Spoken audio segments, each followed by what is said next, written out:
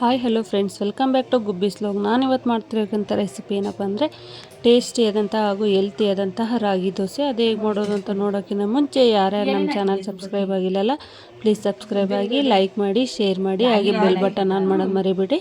ಕೊನೆಯಲ್ಲಿ ಕಮೆಂಟ್ ಮಾಡೋದನ್ನ ಮರಿಬೇಡಿ. ನೋಡಿ, ರಾಗಿ ದೋಸೆ ಹೇಗೆ ಮಾಡೋದು ಅಂತ ನೋಡ್ತಾ ಹೋಗೋಣ ಬನ್ನಿ. ನಾನಿಲ್ಲೊಂದು ಬೌಲ್ ತೊಗೊಂಡು ಅದಕ್ಕೆ 1 ಲೋಟ ರಾಗಿ ಹಾಕ್ತಾಯಿದ್ದೀನಿ.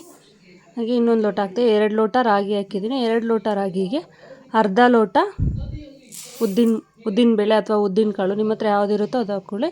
ಹಾಗೆ ಅರ್ಧ ಲೋಟ ಅಕ್ಕಿ ಹಾಕ್ತಿದ್ದೀನಿ. ದೋಸೆ ಅಕ್ಕಿ ಬರುತ್ತಲ್ಲ ಅದನ್ನು ಹಾಕ್ಕೊಳ್ಳಿ. ಹಾಕ್ಬಿಟ್ಟು ಚೆನ್ನಾಗಿ ವಾಶ್ ಮಾಡ್ಕೊಳ್ಳಿ ಎಲ್ಲದನ್ನೂ. ಯಾಕಂದರೆ ರಾಗಿಲಿರ್ತಕ್ಕಂಥ ಸಿಪ್ಪೆದು ಎಲ್ಲ ಇರುತ್ತಲ್ಲ, ಅದೆಲ್ಲ ಹೋಗೋವರೆಗೂ ಒಂದು 3 to 4 ಟೈಮ್ಸ್ ವಾಶ್ ಮಾಡಿಟ್ಕೊಳ್ಳಿ ನೀಟಾಗಿ. ನೋಡಿ, ನಾನು ವಾಶ್ ಮಾಡಿ ಇಟ್ಕೊಂಡಿದ್ದೀನಿ. ಎಷ್ಟು ಚೆನ್ನಾಗಿ ಗಲೀಜೆಲ್ಲ ಹೋಗಿದೆ. ಇವಾಗ ನೀರು ಹಾಕ್ಬಿಟ್ಟು ನೆನೆಸ್ತಿದ್ದೀನಿ ನಾನು. ರಾತ್ರಿ ಎಲ್ಲ ನೆನೆಸಿಡಬೇಕು, ಓವರ್ ನೈಟ್ ನೆನೆಸಿಡೋಣ. ನೀವು ಬೆಳಗ್ಗೆ ಮಾಡ್ಕೊಳೋದಾದರೆ ಬೆಳಗ್ಗೆ ನೆನೆಸ್ಬಿಟ್ಟು ರಾತ್ರಿ ರುಬ್ಕೋಬೋದು.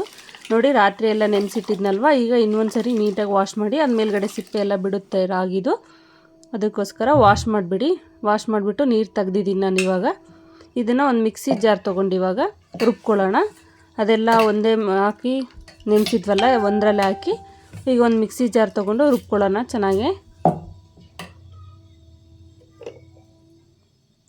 ಸ್ವಲ್ಪ ನೀರು ಹಾಕಿ ರುಬ್ಬೋಕೆ ಎಷ್ಟು ಬೇಕೋ ಅಷ್ಟು ನೀರು ಹಾಕ್ಕೊಳ್ಳಿ. ನಿಮಗೆ ಸ್ವಲ್ಪ ಜಾಸ್ತಿ ಬೇಕಂದರೆ ಜಾಸ್ತಿ ಹಾಕ್ಕೊಳ್ಳಿ. ಹಾಗೆ 1-2 ಹಸಿಮೆಣ್ಸಿನ್ಕಾಯಿ, ಯಾಕಂದ್ರೆ ಟೇಸ್ಟಿಗೋಸ್ಕರ ಹಸಿಮೆಣ್ಸಿನ್ಕಾಯಿ ಹಾಕ್ತೀನಿ. ಬೇಕಾದ್ರೆ ನಿಮಗೆ ಶುಂಠಿನೂ ಹಾಕ್ಕೋಬೋದು. ನಾವೀಗ ರುಬ್ಬಿದ್ದೆಲ್ಲ ಚೆನ್ನಾಗಿ ನುಣ್ಣಗೆ ರುಬ್ಕೋಬೇಕು. ಏನು ದೋಸೆ ಹಿಟ್ಟು ರುಬ್ಕೊತೀವಲ್ಲ ಅದೇ ಅದಕ್ಕೆ ರುಬ್ಕೋಬೇಕಾಗುತ್ತೆ. ರಾಗಿನೂ ಎಲ್ಲನ ನೀಟಾಗಿ ನುಣ್ಣಗಾಗುತ್ತೆ ರಾಗಿ ಮಿಕ್ಸಿಲೇ ರುಬ್ಕೊಂಡ್ರು. ನೋಡಿ ಎಷ್ಟು ಚೆನ್ನಾಗಿ ನುಣ್ಣಗಾಗಿದೆ ಅಲ್ವಾ. ನೈಸಾಗಿ ರುಬ್ಕೋಬೇಕು. ಎಲ್ಲದನ್ನು ಅದೇ ಥರ ರುಬ್ಕೊಳ್ಳಿ, ಎಲ್ಲ ಹಿಟ್ಟನ್ನು. ನೋಡಿ, ನಾನು ಇವಾಗ ರುಬ್ಕೊಂಡಿದ್ದೀನಿ. ಅದನ್ನ ಒಂದು ಸರಿ ಮಿಕ್ಸ್ ಮಾಡ್ಕೊಂಡು ಬ್ಯಾಟರ್ ರೆಡಿಯಾಗಿದೆ. ಅದು ನೀಟಾಗಿ ನಮ್ಮ ದೋಸೆ ಅದಕ್ಕೆ ಬರಬೇಕು. ಸ್ವಲ್ಪ ಗಟ್ಟಿಯಾಗಿದೆ ನನಗೆ, ಅದಕ್ಕೆ ಸ್ವಲ್ಪ ಉಪ್ಪು ಹಾಕ್ತಾಯಿದ್ದೀನಿ. ಗಟ್ಟಿಯಾಗಿದೆ ಅನಿಸ್ತಾ ಇದೆ ನನಗೆ.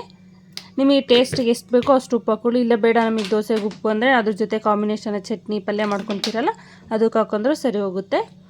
ಗಟ್ಟಿಯಾಗಿತ್ತಲ್ಲ, ನಾನು ಅದಕ್ಕೆ ಸ್ವಲ್ಪ ನೀರು ಹಾಕ್ತಾಯಿದ್ದೀನಿ. ಚೆನ್ನಾಗಿ ನೀರು ಉಪ್ಪು ಹಾಕ್ಬಿಟ್ಟು ಮಿಕ್ಸ್ ಮಾಡ್ತಾಯಿದ್ದೀನಿ. ಚೆನ್ನಾಗಿ ಮಿಕ್ಸ್ ಆಗಬೇಕು, ದೋಸೆ ಹದಕ್ಕೆ ಬರಬೇಕು. ನೋಡಿ, ಈ ಹದಕ್ಕೆ ಬಂದರೆ ಸಾಕಾಗುತ್ತೆ. ಇವಾಗ ಈ ಕಡೆ ಒಂದು ಸೈಡಲ್ಲಿ ನಾನು ದೋಸೆ ಹೆಂಚ್ಕಾಯಿ ಇಟ್ಟಿದ್ದೆ. ದೋಸೆ ಹೆಂಚು ಕಾದಿದೆ. ನೀವು ರುಬ್ಬಿದ ತಕ್ಷಣವೇ ಮಾಡ್ಬೋದು, ಇಲ್ಲ ನಮಗೆ ಟೈಮ್ ಇದೆ ಏನು ರುಬ್ಬಿಟ್ಟು ಇಟ್ಟು ಮಾಡ್ಬೋದು. ಆಮೇಲೆ ಒಂದು ಸ್ವಲ್ಪ ಹೊತ್ತು, ಒಂದು 1/2 hour 1 hour ಬಿಟ್ಟು ಮಾಡ್ಬೋದು. ನಾನು ರುಬ್ಬಿದ ತಕ್ಷಣ ಮಾಡ್ತಾಯಿದ್ದೀನಿ. ಇವಾಗ ದೋಸೆ ಹೆಂಚು ಚೆನ್ನಾಗಿ ಕಾದಿದೆಯಲ್ಲ, ಇವಾಗ ನಾವು ದೋಸೆ ಹಾಕೋಣ. ನೋಡಿ ಎಷ್ಟು ಚೆನ್ನಾಗಿ ಬರ್ತಿದೆ. ಸ್ವಲ್ಪನೂ ಎಲ್ಲೂ ಕಿತ್ತೋಗೋದಿಲ್ಲ, ಏನೂ ಇಲ್ಲ. ರೌಂಡ್ ಶೇಪಾಗಿ ಎಷ್ಟು ಚೆನ್ನಾಗಿ ಬರ್ತಿದೆಯಲ್ಲ ದೋಸೆ. ಇವಾಗ ನಾವು ಎಣ್ಣೆ ಹಾಕೋಣ ಅದ್ರ ಮೇಲೆ. ನೀವು ಎಣ್ಣೆ, ತುಪ್ಪ, ಬೆಣ್ಣೆ ಏನಾದರೂ ಹಾಕೋಬೋದು. ನಿಮಗೆ ಯಾವ್ದು ಕನ್ವಿನ್ಸ್ ಅನಿಸುತ್ತೋ ಅದನ್ನು ಹಾಕ್ಕೊಳ್ಳಿ. ನಾನು ಎಣ್ಣೆ ಹಾಕ್ಕೊಳ್ತಾ ಇದ್ದೀನಿ ಇಲ್ಲಿ. ಚೆನ್ನಾಗಿ ಬೇಯಬೇಕದು. ಎಣ್ಣೆ ಹಾಕಿದ್ಮೇಲೆ ಒಂದು ಸರಿ ಎಲ್ಲ ಸ್ಪ್ರೆಡ್ ಮಾಡಿಬಿಡಿ ಎಣ್ಣೆನ ನೀಟಾಗಿ. ಇದರಲ್ಲಿ ದೋಸೆ ತೆಗಿತೀವಲ್ಲ ಅದು ಸ್ಪೂನಲ್ಲಿ.